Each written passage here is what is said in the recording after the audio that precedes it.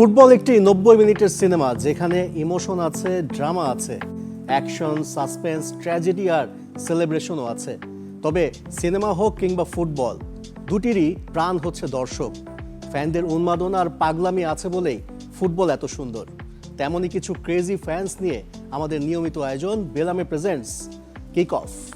আজকের আয়োজনে আপনাদের সাথে আছি আমি আশরিক রুদ্র। আমাদের সাথে আছেন কিছু ক্রেজি ফ্যান্স, আমরা তাদের সঙ্গে পরিচিত হব। ডান দিক থেকে যদি আপনারা নিজেরাই আপনাদের পরিচয়গুলো জানাবেন। আমি কামরুন নাহার ইভা, আমি ফুটবল ম্যানিয়াক্স অফ বাংলাদেশের মডারেটর। আচ্ছা, আর এর বাইরে যদি সমর্থক হিসেবে আমার পরিচয় জানতে চান তো একমাত্র আইডেন্টিটি আমার আর্জেন্টিনা ফ্যান। সেটা আপনার মানে জার্সি পরে দেখে আমরা বুঝতে পারছি। পাশের জন যদি আপনার পরিচয়টা জানাবেন। আমি মোহাম্মদ সজল, আমার একমাত্র সাপোর্ট আর্জেন্টিনার প্রতি ইভার মতোই, অ্যান্ড ফুটবল ম্যানেজার অ্যাডমিন হিসেবে আছি। আচ্ছা, দ্যাটস অল। আমি কাসিরা, আমি আর্জেন্টিনার সাপোর্টার, বাট আমি সার্বিকভাবে খেলা দেখি। আর আমি আমার বিশ্ববিদ্যালয়ের ফুটবল টিমেও আছি, খেলি। মানে কোন বিশ্ববিদ্যালয়? আমার ঢাকা বিশ্ববিদ্যালয় অ্যানথ্রোপোলজি ডিপার্টমেন্টের টিম থেকে আমি খেলি। আচ্ছা, ঠিক আছে। আমরা একটু বাম দিকে একটু জানতে চাই, আপনি আপনার পরিচয়টা যদি জানান। আমি ইশরাক রাবিন, আমি ফুটবল মিনিয়াক্সের এডিটর।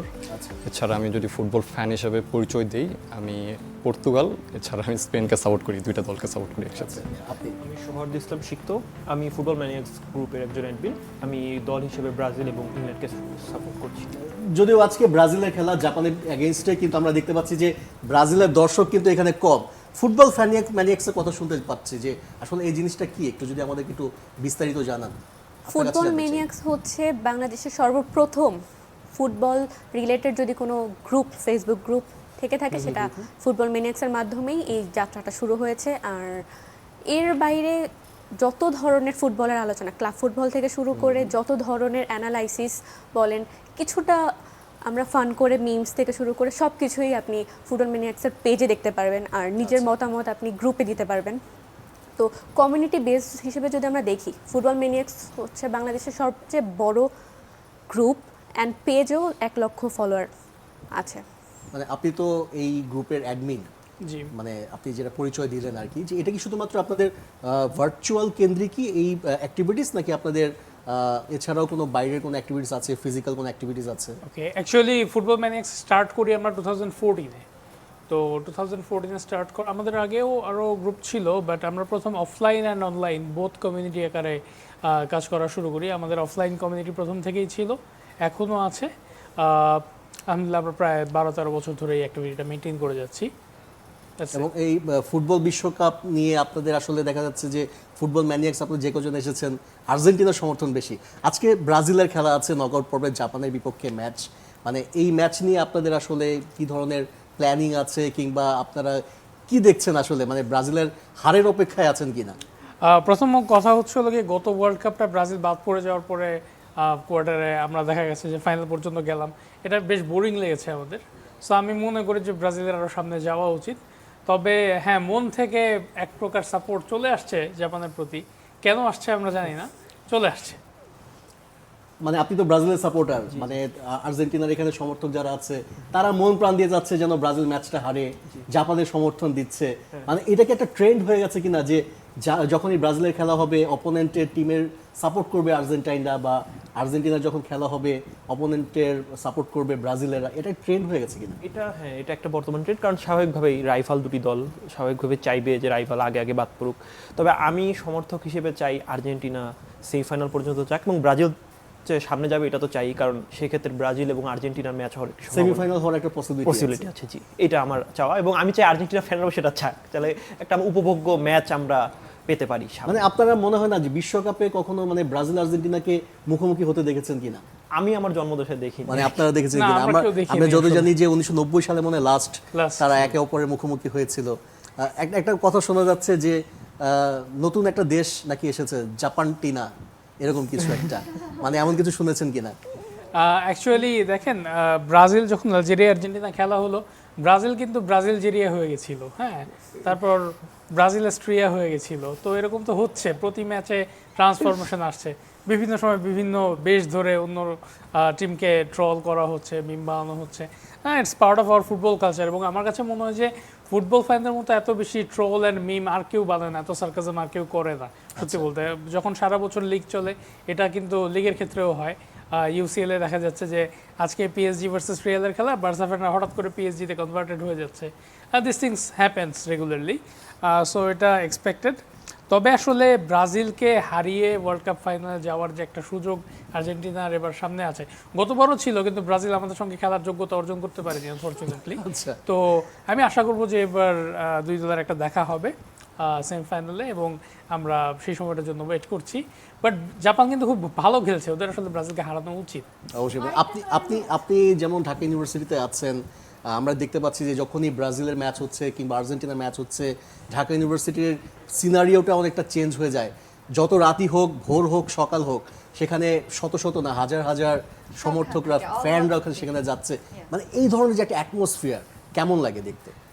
মূলত আমি মনে করি বাংলাদেশে ফিফা কেন্দ্রিক যেই ক্রেজটা আছে, এটার সার্থকতাটা এখানেই। মানে এটা শুধুমাত্র খেলার মধ্যে আর লিমিটেড থাকছে না, এটা আমাদেরকে কালচারালি এফেক্ট করছে। লাইক আমি ঢাকায় বসে একজন শিক্ষার্থী, বা আমার দোকানে আমার সামনে টিএসসিতে যিনি চা বিক্রি করছেন স্বপন মামা, তিনি আর্জেন্টিনার মেসির সাথে রিলেট করছেন, এবং আরেকজন ব্রাজিলের পেলের সাথে রিলেট করছে। তারা ওই কালচারটা কে এমব্রেস করতে পারছে। তো আমার কাছে মনে হয় যে ফিফা বা যে কোনো ধরনের ফুটবল এই জন্য এই কারণটাতেই সার্থক যে আমরা সবাই একসাথে হচ্ছি।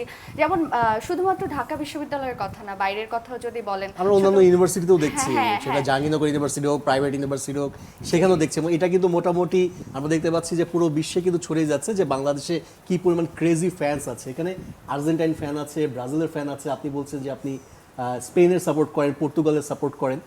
আজকে ব্রাজিল এবং জাপানের ম্যাচ, আজকে কিন্তু স্পেনের ম্যাচ নাই, পর্তুগালেরও ম্যাচ নাই। তো এই ম্যাচটা নিয়ে আপনার অ্যানালাইসিস কি, কিংবা আপনার কাছে কি মনে হয় যে এই ম্যাচে কে জিততে পারে, কে সম্ভাবনা এগিয়ে, কি হবে রেজাল্টটা? আমার মনে হয় যে মানে জাপান এবং ব্রাজিল দুইটা দলের অবস্থা বর্তমানে, ব্রাজিল ওয়ার্ল্ড কাপের আগে একরকম ছিল, ওয়ার্ল্ড কাপের লাস্ট দুইটা ম্যাচে তারা খুব ভালো পারফর্ম করছে। বিশেষ করে আমরা যখন মরক্কোর ম্যাচে ব্রাজিলকে দেখছি, তারা একটা বোরিং ফুটবল খেলছে, আমরা এটা ব্রাজিল থেকে আশা করি নাই। আচ্ছা, আমরা আরও গোছানো ফুটবল আশা করছিলাম, বাট মরক্কো ব্রাজিলের চেয়ে এই ম্যাচে বেটার খেলছে। তো আমরা একটু আশা হতো ছিলাম যে ব্রাজিল কি আসলেই তাদের প্রপার ফুটবলটা খেলতে পারবে কিনা, বাট আমরা দেখলাম যে না, তারা হাইতির ম্যাচে একটা স্ট্রং কামব্যাক করছে এবং ম্যাচটা ফার্স্ট হাফে 3-0 গোলের লিড নেয়, এবং এটা দিয়ে লাস্টে তারা ম্যাচটা জিতে। এবং তারা হাইতির ম্যাচে যেটা ধরে রাখছিল, স্কটল্যান্ডের ম্যাচে আমরা সেটাই দেখতে পাইছি। বরং স্কটল্যান্ড ম্যাচে আমরা মনে হয় আরো বেটার ফুটবল দেখেছি আমরা হ্যাঁ, ব্রাজিলের exactly. কাছ থেকে, অনেক বেশি চান্স ক্রিয়েট করেছে, সুযোগ অনেক বেশি। তো আপনার কাছে কি মনে হচ্ছে যে এই ম্যাচটা কি ব্রাজিল জিততে পারবে, নাকি আমরা দেখেছি ওয়ার্ল্ড কাপের আগে জাপানের সাথে লাস্ট যে ম্যাচটা ছিল সেটাতে কিন্তু 2-3 গোলে হেরে গিয়েছিল ব্রাজিল, এমন কোনো রেজাল্ট এক্সপেক্ট করছেন কিনা? এরকম রেজাল্ট আসলে আমি অবাক হব না, কারণ জাপানও খুব ভালো ফুটবল খেলতেছে। আর আমি যদি ভুল না হই, তাহলে এশিয়ার মধ্যে জাপানের ফুটবল বর্তমানে টপ লেভেলে আছে, মানে এশিয়ার ফুটবলের কালচারের দিক দিয়ে। এবং তারা একটা প্রজেক্ট নিয়ে কাজ করতেছে, এবং এটা তাদের এই দীর্ঘমেয়াদী প্রজেক্টের একটা রেজাল্ট তারা এখন দেখতে পাচ্ছে। এবং তারা কিন্তু 2014 বিশ্বকাপের লাস্ট গ্রুপ স্টেজ থেকে বাদ পড়ছে। এছাড়া আমরা লাস্ট বিশ্বকাপেও দেখছি যে তারা স্পেন এবং জার্মানির মতো দলকেও হারাই দিচ্ছে। তো যদি জাপান ব্রাজিলকে কোনো শকিং কোনো কিছু দেয়, তাহলে আমি অবাক হব না।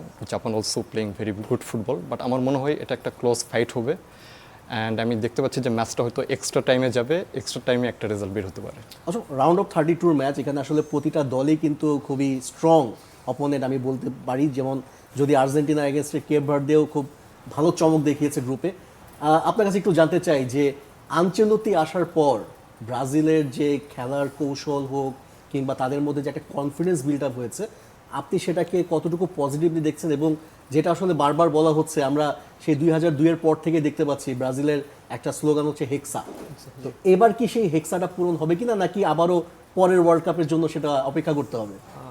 কার্লো আনচেলত্তি একটা একজন আইকন কোচ, এবং তিনি আসার পরে কিন্তু ব্রাজিলের তার পূর্ববর্তী যেসব কোচ ছিল তাদের আন্ডারে কিন্তু ব্রাজিলের ওয়ার্ল্ড কাপ কোয়ালিফিকেশনটাই হুমকির মধ্যে পড়ে গিয়েছিল। কার্লো আনচেলত্তি এসে প্রথমে দলের যে সকল বেসিক সমস্যা যেমন কনফিডেন্স প্লেয়ারদের মধ্যে, প্লেয়ারদের কোহেশনের অভাব, এগুলো সে সলভ করেছে। এবং এই বিশ্বকাপেও আমরা দেখতে পাচ্ছি মরক্কোর সাথে ম্যাচটা সন্তোষজনক ছিল না, কিন্তু তিনি ম্যাচ বাই ম্যাচ ইমপ্রুভ করছেন। প্রত্যেকটা ম্যাচে আপনি নতুন ইমপ্রুভমেন্ট দেখতে পাচ্ছেন এবং আমি এক্ষেত্রে আঞ্চলতির উপর ভরসা রাখছি। আশা করছি সে জাপানের সাথে খুব ভালোভাবে ডোমিনেট করেই জিততে পারবে ব্রাজিল। তার এটা আঞ্চলতির নিশ্চয়ই কোনো মাস্টার প্ল্যান আছে সেক্ষেত্রে। মানে আপনি আঞ্চলিকের উপর পুরোপুরি আস্থা Yes, রাখতে yes, যাচ্ছেন। জি। অবশ্যই আমরা যখন ম্যাচটা হবে তখনই বুঝতে পারবো যে জাপান ব্রাজিলের ম্যাচটার রেজাল্ট কোন দিকে যাচ্ছে এবং ব্রাজিলের ওয়ার্ল্ড কাপ মিশনটা এখানে শেষ হচ্ছে নাকি তারা আরও সামনে এগিয়ে যাবে। আমরা আরও কথা বলবো, আরও আলোচনা করব। আর্জেন্টাইন ফ্যান আছে, ব্রাজিলের ফ্যান আছে, তবে একটা বিরতি থেকে ফিরে। এটা কি মানে আর্জেন্টিনার কোনো অ্যাচিভমেন্ট কিনা? আর্জেন্টিনার অ্যাচিভমেন্ট না হইলেও আমার যে অপোনেন্ট সে যদি বড় ব্যবধানে হারে, সেটা কিছুটা হলেও হেড ওয়াচ দিলে তখন ভালো লাগা কাজ করে। তো সেজন্যই আসলে বলা হয় যে 7 আপ খাওয়া মানে হয়েছে একটু এখন। ইচ্ছা করে একটু খোঁচা দেয়া বা ট্রল করা, এটা আমরা জানি আর্জেন্টিনা কিন্তু স্পেনের কাছে 6-0 গোলে বা 6 গোলে হেরেছিল। এই বিষয়ে মানে আপনার কাছে একটু জানতে চাই, যখন এই যে বারবার আর্জেন্টাইন ফ্যানরা যখন 7 আপ এটা সেটা দিয়ে খোঁচা দেয়, ব্রাজিলের ফ্যান হিসেবে এই ব্যাপারগুলো আপনি কিভাবে নেন বা আপনার কাছে কি মনে হয় এটা? আসলে হার জিত খেলারই অংশ, তাই না? 7 গোলে হারলেও সেটা হার, 1 গোলে হারলেও সেটা হার। তো এটাকে অতিরিক্ত মানে এই যে বছরের পর বছর, এমনও না যে আর্জেন্টিনা গোলটা দিয়েছে জার্মান ফ্যানরা কিন্তু এতটা ইয়ে করে না যতটা আর্জেন্টিনা ফ্যানরা করে। সো আরেকজনের অর্জন নিয়ে এভাবে গলাবাজি করাটা আসলে আমি মনে করি না কোনোভাবেই লজিক্যাল বা জাস্টিফাইড।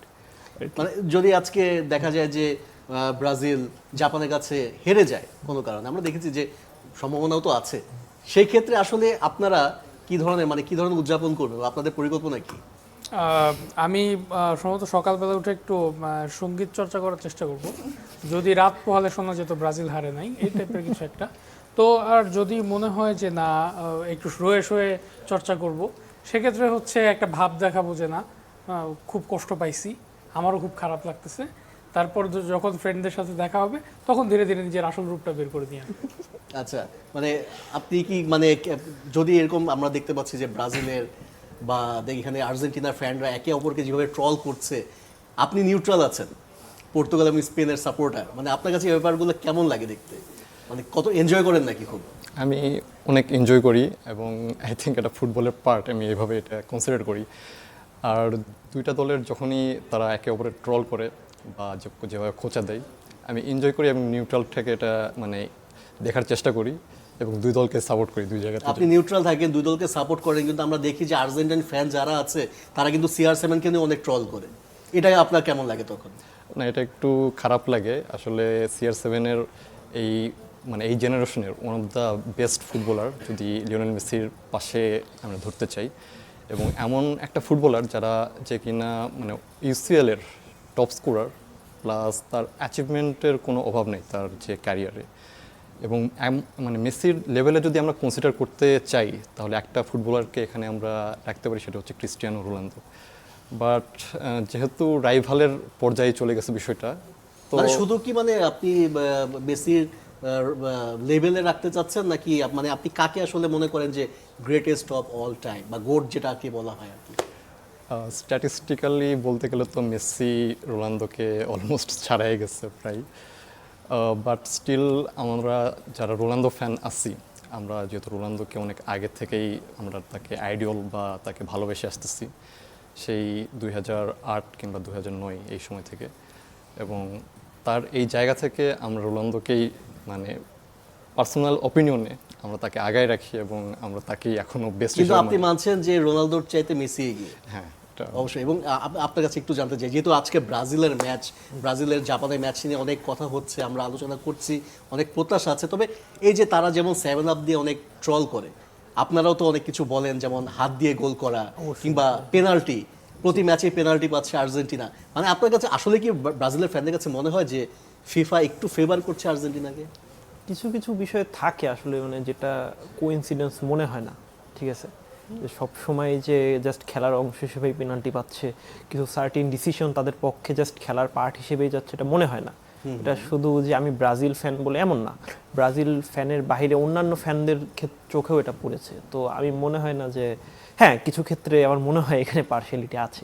আচ্ছা, এবং নেইমারকে নিয়ে একটু কথা বলতে চাই। জাপানের বিপক্ষে নেইমার 9টি গোল করেছে, এবং লাস্ট ম্যাচে যখন তিনি মাঠে নেমেছেন অল্প সময়ের জন্য, কিন্তু সেই সময় আমরা দেখেছি যে ম্যাচ শেষে তিনি কান্না করেছেন। ব্রাজিলের ফ্যানদের একটা ইমোশন কাজ করে নেইমারের প্রতি। আপনারও কি একই অবস্থা হয়েছিল কিনা? আপনার কি চোখে পানি অবশ্যই এসেছিল কিনা? অবশ্যই এখানে, কেননা আপনি ব্রাজিলের বর্তমান টিমের আইকন নেইমার, আর সে যত মানে ইনজুর থাকুক বা অ্যাবসেন্স থাকুক, তা সে কিন্তু একটা বড় ফ্যাক্টর। একটা মানে কি বলবো, ব্রাজিলের যদি লাস্ট 20 বছরের যদি সেরা প্লেয়ার কে বলা হয়, সেটা কিন্তু নেইমার জুনিয়রই। তো এতদিন পর সে রিটার্ন করতে পেরেছে বিশ্বকাপের মতো মঞ্চে, সেটা আসলেই ফ্যান এবং প্লেয়ার দুজনের জন্যই একটি ইমোশনাল মোমেন্ট আর কি। এবং আপনার কাছে একটু জানতে চাই যে আপনি ঢাকা ইউনিভার্সিটিতে যেহেতু আছেন, এবং আমরা যখনই দেখি ঢাকা ইউনিভার্সিটিতে একটা কম্পিটিশন চলে যে আসলে আর্জেন্টিনার ম্যাচে বেশি ফ্যান নাকি ব্রাজিলের ম্যাচে বেশি ফ্যান হচ্ছে, আসলে নিউট্রাল থেকে একটু যদি বলেন যে আসলে কার ম্যাচে বেশি ফ্যান দেখা যায় খেলার মধ্যে আর কি। আচ্ছা, আর মানে ইটস ভেরি অবভিয়াস অ্যাকচুয়ালি কোনটাতে বেশি আসে। আমাদের টিএসসির খেলায় ব্রাজিল আর্জেন্টিনা সব খেলাতে আমাদের মাঠ অবশ্যই ভরে যায়, কিন্তু আর্জেন্টিনার সময় কি হয়, আমরা উপরে ক্লাব রুমে থাকি আমাদের, কিন্তু আমরা নেমে ঢুকতে পারি না। সো এটা হচ্ছে, আমি প্রত্যক্ষদর্শী হিসেবে আমি এটাই বলবো। আমাদেরকে প্রথম দিন ট্রল করেছিল যে আমরা অনেক লম্বা পতাকা বানিয়েছি, কিন্তু পতাকাটা ধরার জন্য এনাফ মানুষ ছিল না, এটা বলেছিল। কিন্তু আসলে তারা জানতো না যে পরবর্তীতে ব্রাজিলি এই ফ্যান স্বল্পতায় পড়ে যাবে। মানে পরবর্তীতে দেখা গেছে যে মাঠে রাজ আমরাই করছি অবশ্যই। যদিও টিএসসিতে কিন্তু আমি নিজে গিয়ে দেখেছি যে ব্রাজিল আর্জেন্টিনার চাইতে জার্মানির পতাকা মনে হয় সবচাইতে বড়, সেখানে টাঙানো আছে। আমি পার্সোনালি গিয়ে দেখেছিলাম সেখানে। একটু আপনার কাছে একটু জানতে চাই যে এই যে মেসি প্রতি ম্যাচে গোল করছে, এবং আমরা দেখতে পাচ্ছি যে অলমোস্ট প্রতি ম্যাচে একটা করে পেনাল্টি পাচ্ছে, ব্রাজিলের ফ্যানরা যেমনটা বলছে যে একটা ফেভার কি হয়তো বা করছে কিনা ফিফা, আপনার কাছে এমনটা মনে হয় যে আসলেই ফিফা ফেভার করতে পারে কোনো দলকে? প্রথমত হচ্ছে নাচতে না জানলে উঠান বাঁকা হয় বলে একটা প্রতিষ্ঠিত প্রবাদ আছে বাংলাদেশে, যেটা ব্রাজিল এবং কিছু কিছু ক্ষেত্রে পর্তুগাল সমর্থকদের মধ্যে দেখা যায়। তবে পর্তুগাল সমর্থকদের অনেকেই যে বাংলাদেশ আসলে পর্তুগাল করে ব্যাপারটা এরকম না। ব্রাজিলে ফলো করার মতো এরকম আইকনিক কোনো প্লেয়ার অনেকদিন ধরে নাই যাকে মেসির পাশে পেডেস্টালে দাঁড় করানো যাবে। এটার কারণে অনেকে পর্তুগাল করে, হোয়াট এভার, সেই দিকে আমরা না যাই। মূলত ব্যাপারটা হচ্ছে যে মেসিকে তারা দীর্ঘদিন ধরে মনে করে, আগে ছিল সেপ ব্ল্যাটারের ছেলে, এখন হচ্ছে ইনফ্যান্টিনোর ছেলে, কালকে ইনফ্যান্টিনো হার্ট অ্যাটাকে মারা গেলে পরশুদিন যে আসবে তার ছেলে। এইরকম একটা লেগেসি তারা এস্টাবলিশ করার চেষ্টা করে। এখন ফুটবলীয় দৃষ্টিকোণ থেকে দেখতে গেলে আর্জেন্টিনার প্লেয়াররা কিন্তু ড্রিবল করে বেশি, যে ড্রিবল বেশি করবে সে ফাউলেও বেশি শিকার হবে। যেমন ধরেন নেইমারের গড়াগড়ির ব্যাপারটা যদি আমরা বাদ দিয়ে দেখি, তাহলে কিন্তু সে যথেষ্ট ভালো ড্রিবলার। সো তাকে ফাউল করা হয়, ফাউল করা হলে কিন্তু পেনাল্টি বা ফ্রি কিক উইনের পার্সেন্টেজটা বাড়ে। অ্যান্ড আর্জেন্টিনা কিন্তু অ্যাটাকে যায় ফাস্ট এবং বল ফেলে বক্সের ভেতরে, তো ওই জায়গাতে যদি কেউ ড্রিবল করে তাকে ফাউল করা হলে স্বাভাবিকভাবে পেনাল্টি আসবে। So this is the reason আমি মনে করি। তবে যেহেতু কারো মতে মেসি ফিফাকে কিনে রাখছে, ক্রিস্টিয়ানো রোনালদোর টাকা পয়সা নাই, সে ওইভাবে অ্যাফোর্ড করতে পারতেছে না, নেইমার তো একেবারেই নিম্ন মধ্যবিত্ত, তার তো আলোচনার মধ্যেই আসার সুযোগ নাই। তো এই ক্ষেত্রে আসলে কি আর করা বলেন, পৃথিবী টাকার গোলাম। আপনার কাছে একটু জানতে চাই আজকের ম্যাচের প্রেডিকশন যদি বলেন এক কথায়, যে ব্রাজিল জাপান ম্যাচে কি রেজাল্ট হতে পারে? এক কথায় বলতে হয় যে হয়তো ম্যাচটা পেনাল্টিতে যাবে, পেনাল্টি শুট আউটের দিকে যাবে। এর বাইরে আমার মনে হয় যে 2-2 একটা টাই, 2-2 একটা ড্র হতে পারে। এবং আপনার কাছে একটু জানতে চাই, যদি একটু ছোট করে বলেন যে প্রেডিকশন যদি করেন।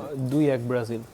2-1 গোলের ব্রাজিল জিতবে বলছেন, আপনি বলছেন ড্র হবে এবং পেনাল্টি শুট আউটে যাবে, আপনি বলছেন ব্রাজিল জিতবে। অবশ্যই এই ধরনের তর্ক বিতর্ক থাকবেই। ফুটবল আমাদের শেখায় স্বপ্ন দেখতে, লড়াই করতে এবং একসঙ্গে উদযাপন করতে। বিশ্বকাপ 2026কে নিয়ে আমাদের যে আয়োজন, সে আয়োজন এখানে শেষ করতে হচ্ছে। বেলামের প্রেজেন্টস কিক অফ। আমাদের সাথে থাকার জন্য ধন্যবাদ সবাইকে।